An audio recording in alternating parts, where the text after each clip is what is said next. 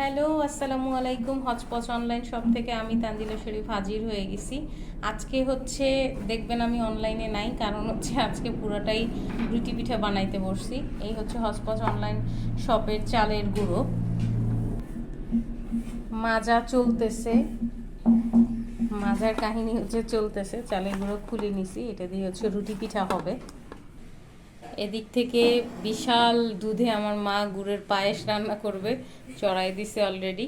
গুড়টা পরে মিশাবো, এখন দুধে চাল সিদ্ধ হচ্ছে। এই হচ্ছে নারিকেলের দুধ করা হয়েছে। এটা হচ্ছে আমরা বরিশালের যারা তারা বুঝবে। এটা দিয়ে হচ্ছে আমরা চিংড়ি মাছের একটা ঝোল করি। পরে তো আমি ছবি নিয়ে আসবই, পরে চালের রুটি দিয়ে ওইটা খাই আমরা।